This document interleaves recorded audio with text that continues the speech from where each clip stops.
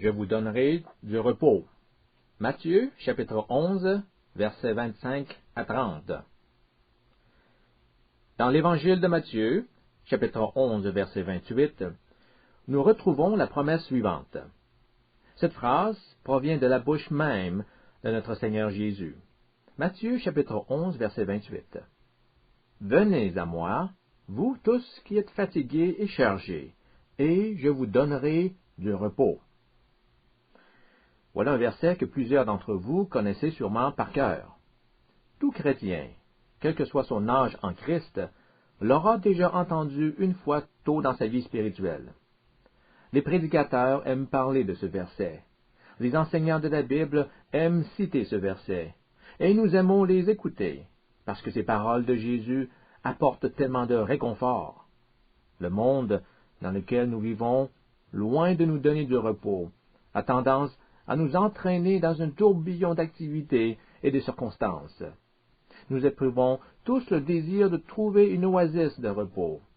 Et lorsqu'on entend quelqu'un faire la promesse qu'il peut nous procurer la tranquillité à laquelle nous aspirons, il est tout à fait normal et naturel de l'écouter avec grand intérêt. Dans la leçon d'aujourd'hui, nous voulons étudier cette question du repos en Jésus-Christ. Vous qui êtes fatigués, je vous donnerai du repos. Voilà une promesse qui attire l'attention de tous. Mais comment y parvient-on? Comment le Seigneur Jésus peut-il nous soulager de nos fardeaux quand la vie file à toute allure? C'est ce que nous voulons examiner ensemble. Tout d'abord, il faut considérer Matthieu 11, 28 dans son contexte. Si nous voulons vraiment comprendre la promesse de Jésus, il faut regarder les versets qui précèdent et ceux qui suivent Matthieu 11, 28. Alors lisons à partir du verset 25. Matthieu, chapitre 11, versets 25 à 30.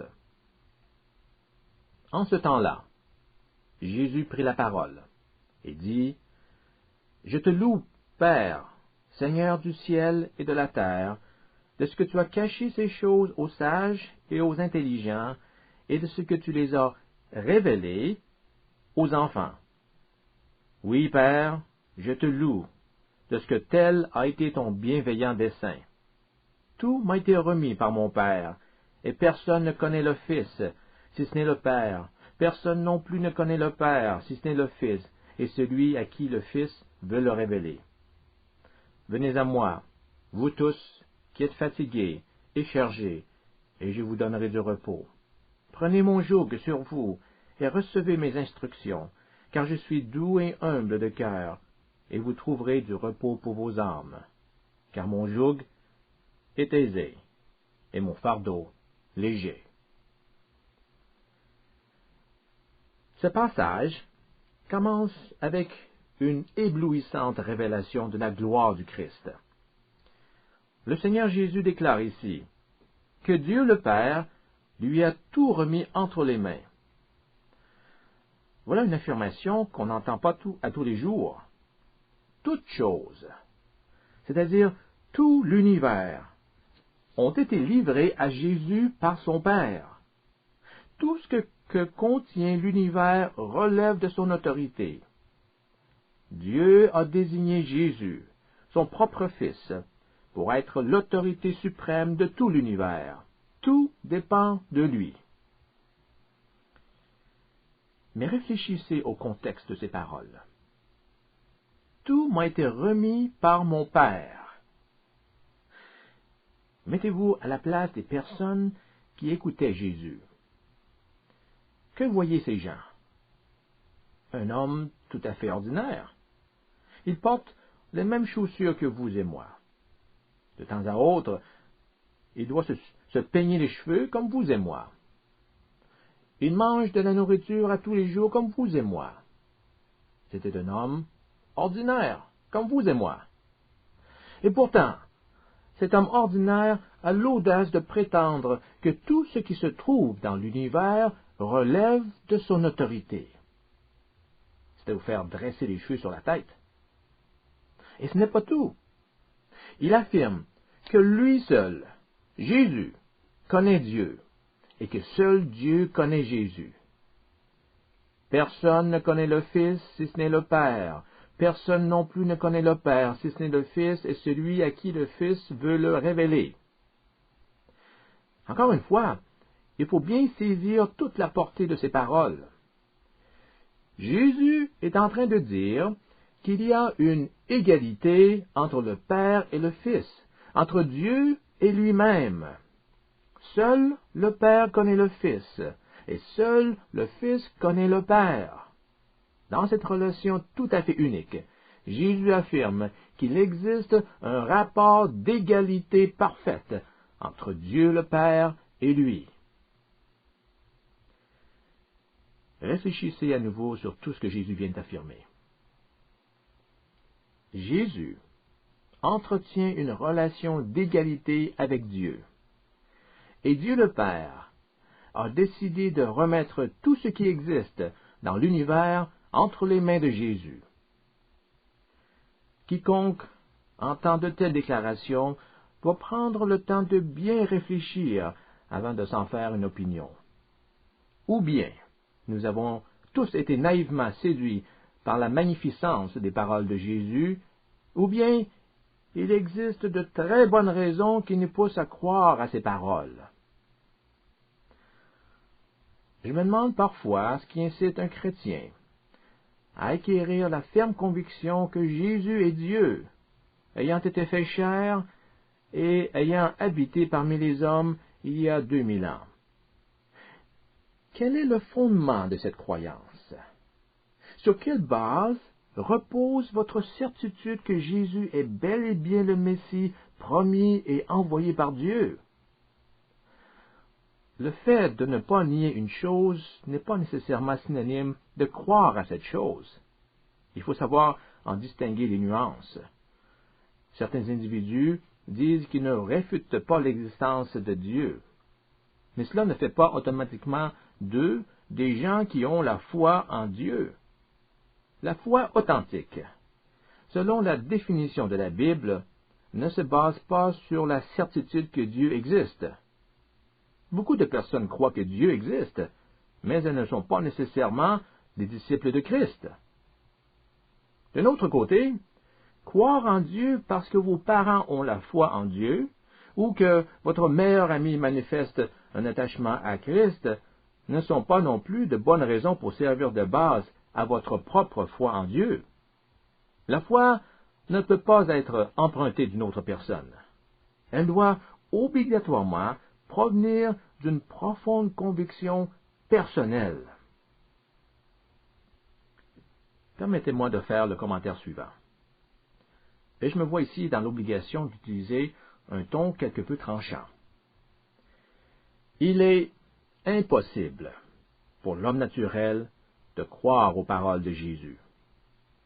Comment peut-on sérieusement accepter que cet homme, foulant le sol de Galilée, portant des vêtements ordinaires, parlant l'hébreu et l'araméen à la manière des Juifs de l'époque, puisse vraiment être Dieu marchant sur la terre?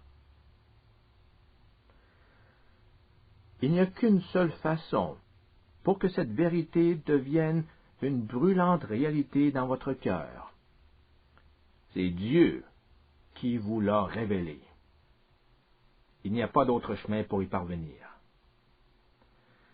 C'est pourquoi nous lisons au verset 25, « Je te loue, Père, Seigneur du ciel et de la terre, de ce que tu as caché ces choses aux sages et aux intelligents, et de ce que tu les as révélées aux enfants. » C'est aux enfants, aux humbles de ce monde, que Dieu révèle la vérité biblique. Ceci signifie que notre compréhension de sa parole dépend entièrement de la volonté de Dieu. Il doit nous la révéler de manière directe.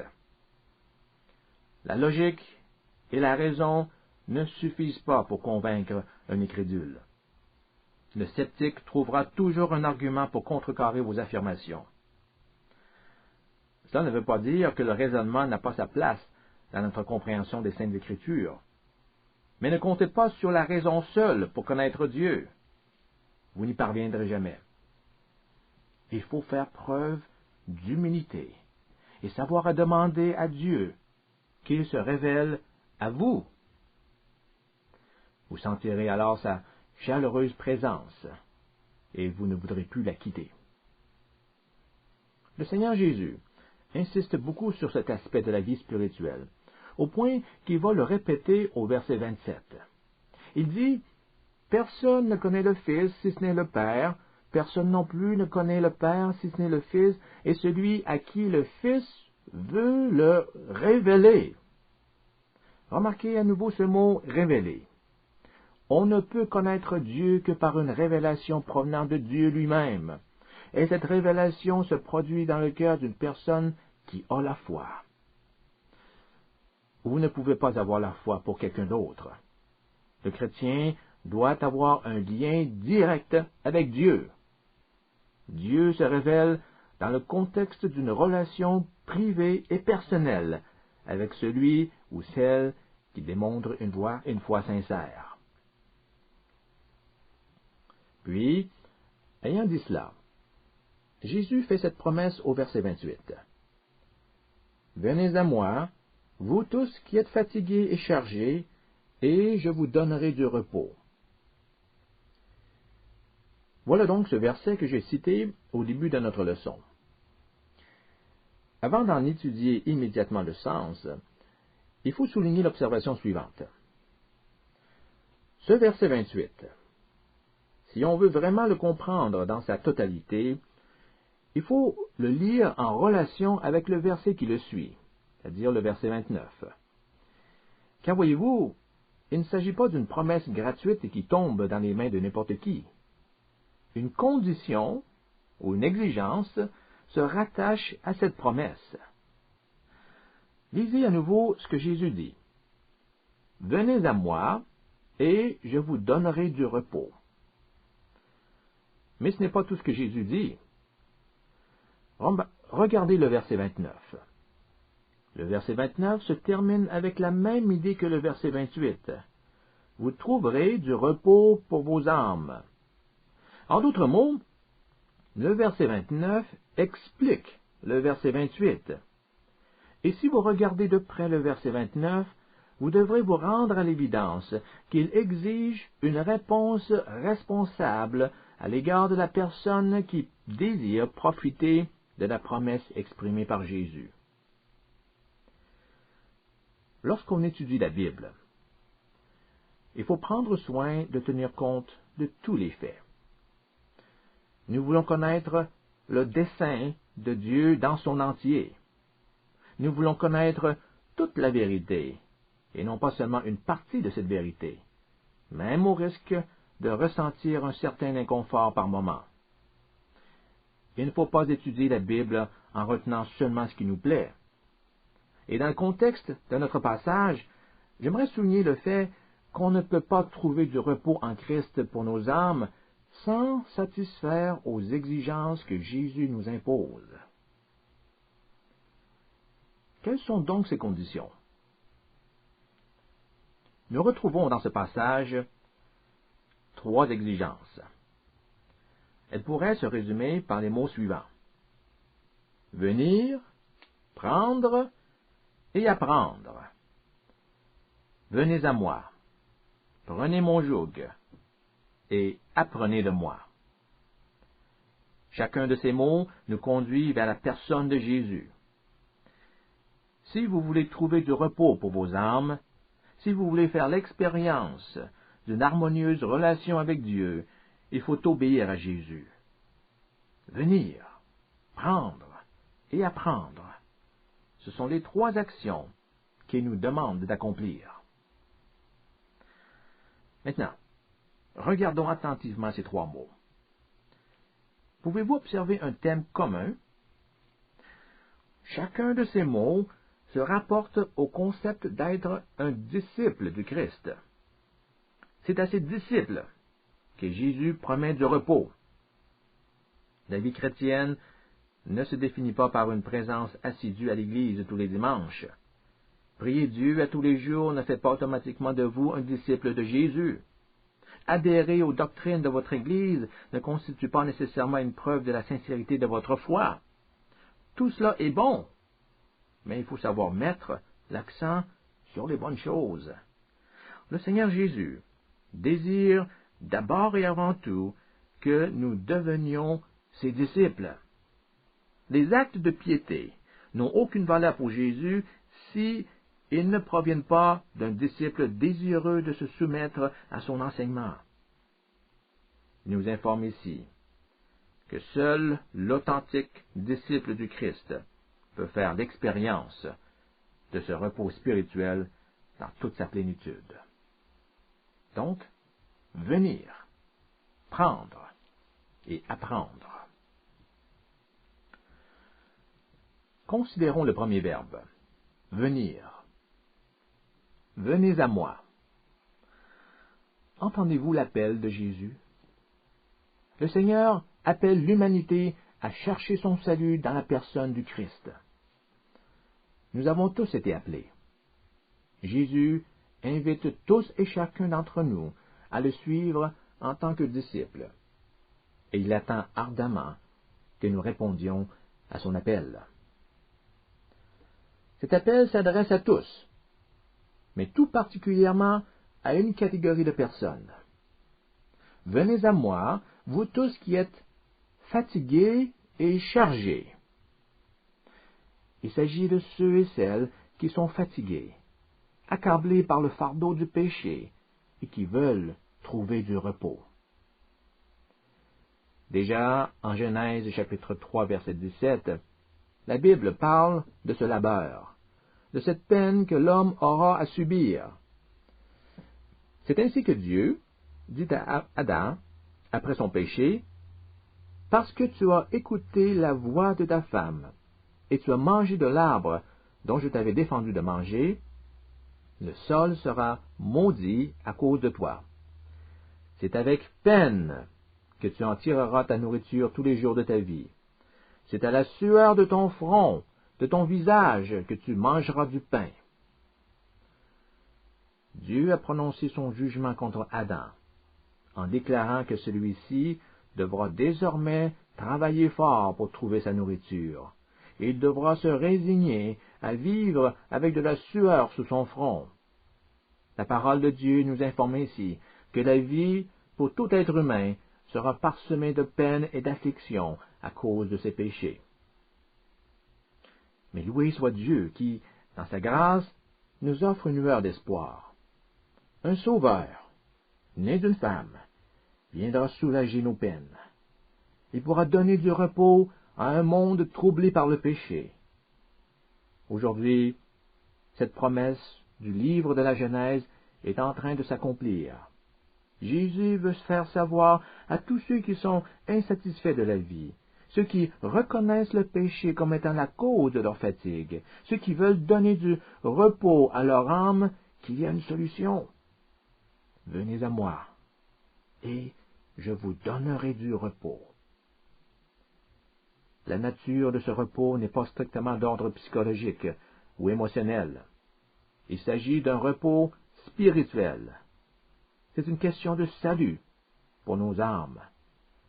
Le Seigneur Jésus appelle les hommes et les invite au salut. Ce mot « venez », nous le retrouvons fréquemment dans les passages où on fait mention de l'idée de devenir un disciple de Jésus.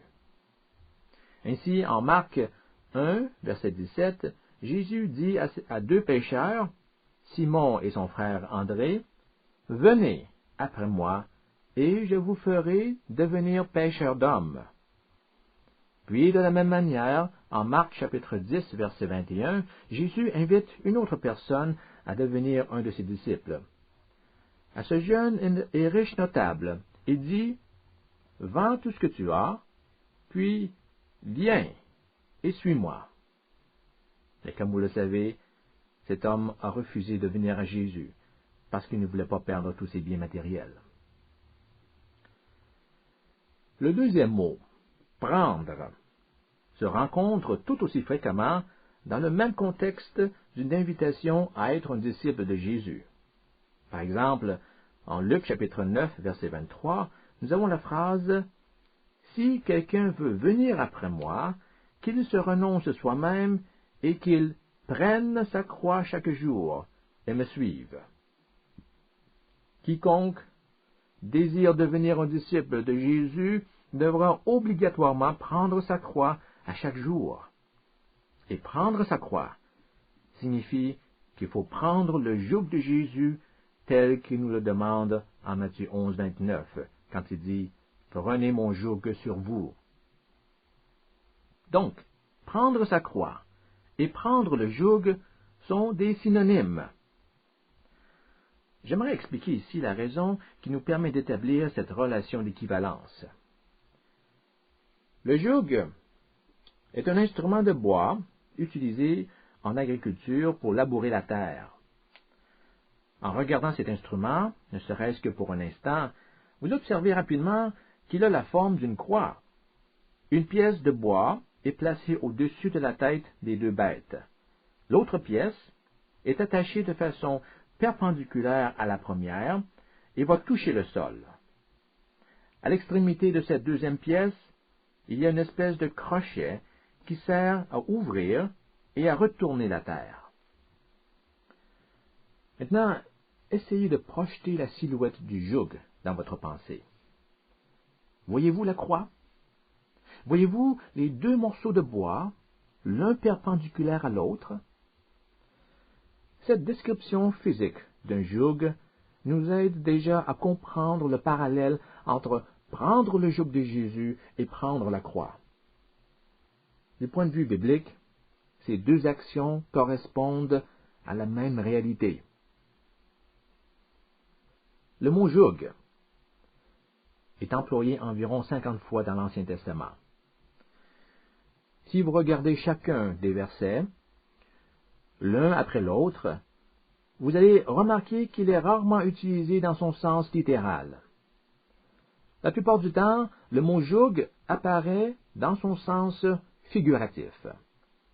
Il symbolise alors la suggestion plutôt, c'est-à-dire la condition d'un individu soumis à la domination d'une nation ou d'une autre personne.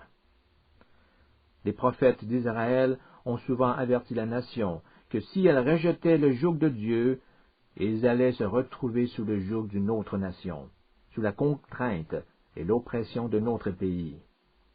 Et l'Ancien Testament nous raconte que Israël a fait l'expérience de fréquents assujettissements parce que la nation juive ne voulait pas écouter ses propres prophètes.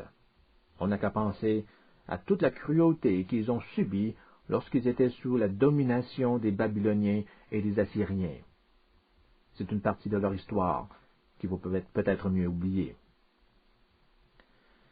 Par ailleurs, le mot joug se retrouve aussi dans le texte biblique en rapport avec le péché.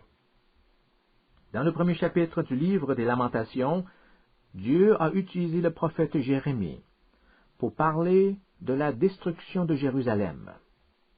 Et au verset 14, nous pouvons lire cette confession provenant de la ville de Jérusalem. « Le joug de mes transgressions est lié par sa main, c'est-à-dire la main de Dieu. Elles sont entrelacées. Elles montent sur mon cou. Jérusalem reconnaît ses fautes et disait que ses iniquités, ses péchés, ont été attachés ensemble par Dieu pour former comme un joug qu'on aurait placé à leur cou. Ici, nous voyons que le joug symbolise l'état de dépendance au péché. Dans la vie, chaque être humain porte un joug quelconque. Il n'y a personne qui puisse prétendre vivre indépendamment de tout joug. N'allez pas penser que tout ce que nous avons dit sur le joug ne vous concerne pas parce que vous avez l'impression d'être votre propre maître. Quiconque croit qu'il n'a pas d'autre joug que sa propre volonté vit dans l'illusion. Si vous pensez pouvoir vivre de façon autonome, libre de toute emprise, eh bien vous vous trompez, car vous n'avez tout simplement pas compris la situation. Tout homme se trouve dans l'une ou l'autre de ces conditions. Ou bien il est sous le joug de Dieu, ou bien il est sous le joug du péché. En Romains chapitre 6, nous lisons que l'homme est soit un esclave de la justice, soit un esclave du péché. En d'autres mots, nous vivons soit sous le joug de Dieu, soit sous le joug de l'iniquité. Il n'existe pas d'autre possibilité. Si vous croyez vous en sortir en affirmant que vous vivez sous votre propre joug, eh bien détrompez-vous. La Bible ne le voit pas de cette manière. Aux yeux de Dieu, le fait d'être sous le joug de vos propres désirs correspond à la même situation vécue par celui qui est à la merci de sa chair, c'est-à-dire qui est esclave du péché. Pour les Juifs qui écoutaient Jésus, l'action de prendre le joug comporte 3 éléments. Et chacun de ces éléments provient de leur connaissance de l'Ancien Testament. Premièrement, prendre le joug, c'est inviter Dieu à devenir le souverain de leur vie. C'est reconnaître pleinement la souveraineté de Dieu. En Lévitique, chapitre 26, verset 13, nous lisons cette déclaration de Dieu. « Je suis l'Éternel, votre Dieu, qui vous a fait sortir du pays d'Égypte pour que vous n'en soyez plus des esclaves. J'ai brisé les liens de votre joug, et je vous ai fait marcher la tête haute. » Le joug dont il est question ici se rapporte à l'esclavage des Juifs lorsqu'ils vivaient en Égypte. Et Dieu affirme qu'il a brisé les barres de ce joug en les faisant sortir du pays d'Égypte. Mais ce n'est pas tout. Quelques versets plus tôt, en Lévitique 25, 55, nous lisons cette autre déclaration. « Car c'est de moi que les Israélites sont les serviteurs. Ce sont mes serviteurs que j'ai fait sortir du pays d'Égypte. Je suis l'Éternel, votre Dieu. » Autrefois, les Israélites étaient des esclaves en Égypte, soumis à la souveraineté du Pharaon. Maintenant, ayant quitté l'Égypte, ils sont toujours des esclaves, mais avec cette différence fondamentale. Ils sont désormais des esclaves de Dieu, entièrement soumis à la souveraineté de Dieu. Je suis l'Éternel, votre Dieu. Je suis le souverain, votre Dieu. Et si on rejette le joug de Dieu, c'est l'équivalent de rejeter sa souveraineté. C'est refuser de reconnaître Dieu comme étant le roi des rois et le Seigneur des seigneurs. Deuxièmement, le Juif prend le joug de Dieu, c'est-à-dire lorsqu'il fait de Dieu le souverain de sa vie, au moment où il fait la déclaration de ce que les Juifs appellent le schéma. Nous pouvons le lire au Deutéronome chapitre 6, versets 4 et 5. « Écoute, Israël, l'Éternel notre Dieu, l'Éternel est un. Tu aimeras l'Éternel, ton Dieu, de tout ton cœur, de toute ton âme et de toute ta force. » Les Juifs avaient pris l'habitude de réciter ce passage 2 fois par jour, au matin et dans la soirée. Par cette profession de foi, ils exprimaient leur engagement à vivre sous le joug de Dieu et faisaient connaître à Dieu leur intense désir de l'aimer de tout leur cœur, toute leur âme et toute leur force. Et troisièmement, prendre le joug de Dieu implique une ferme volonté de le servir. Regardons à nouveau l'Ancien Testament. Rappelez-vous les circonstances qui ont entouré la mort du roi Salomon. Le fils de Salomon, Roboam, lui succéda au trône. À l'occasion de ce changement, le peuple fit cette requête au nouveau roi. Ton père, c'est-à-dire Salomon, a rendu notre joug dur. Et toi, maintenant, allège le dur service de ton père et son joug pesant qu'il a mis sur nous, et nous te servirons. Nous pouvons conclure de ce verset que le joug se rapporte au service que le peuple fournissait au roi. Ton père nous a imposé un joug très pesant. Nous voudrions maintenant, Roboam, que tu allèges cette lourde servitude. Donc, le joug est synonyme de servitude. Prendre le joug du roi, c'est servir le roi. Ainsi, lorsqu'on s'engage à prendre le joug de Dieu, on accepte volontairement de servir Dieu dans l'intention de faire progresser son royaume. La phrase de Jésus « Prenez mon joug sur vous » contient donc ces trois notions pour le Juif qui écoutait attentivement l'enseignement du Christ. Il a compris qu'en prenant ce joug, Jésus devient le souverain de sa vie. Deuxièmement, il a compris que Jésus doit devenir la première priorité de toutes ses priorités. Il devra aimer Dieu de tout son cœur, de toute son âme et de toute sa force. Et troisièmement, il a compris qu'il devra consacrer toute sa vie à servir Dieu. En prenant le joug de Jésus, il s'engage à le servir tous les jours de sa vie. Et ceci est vrai pour vous et moi, lorsque nous acquiesçons à l'invitation de Jésus à prendre son joug. Venir, prendre et apprendre. Trois mots qui décrivent précisément ce qu'il faut faire pour goûter à ce repos en Christ. Et chacune de ces actions est directement reliée à la notion d'être disciple de Jésus. Si vous êtes vraiment mes disciples, nous dit Jésus, alors vous allez venir à moi, prendre mon joug et apprendre de moi. Donc ce troisième élément porte sur l'instruction donnée par Jésus. D'ailleurs, le mot grec pour disciple se retrouve ici même dans le mot apprendre. Un disciple est une personne qui reçoit l'enseignement d'un maître. Et pour le chrétien, ce maître est Jésus-Christ. La relation qui lie le disciple à Jésus en est une d'élève à enseignant. Et qu'apprend-on-nous de Jésus? Je suis doux et humble de cœur. Rappelez-vous que c'est Jésus qui fait cette affirmation.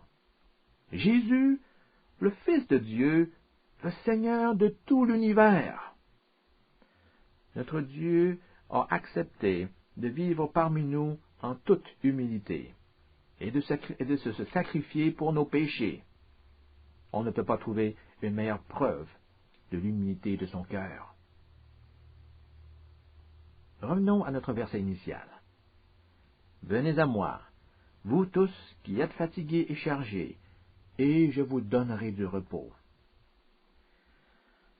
J'espère que vous commencez à discerner que ce verset touche la grande question du salut. Ici, Jésus invite l'humanité entière à venir auprès de lui pour trouver le salut. Lorsque Jésus affirme qu'il se fera connaître à qui il veut bien se révéler, il faut savoir que cette révélation ne se produit pas par hasard. Ce n'est pas non plus une affaire de favoritisme, mais plutôt une question d'attitude.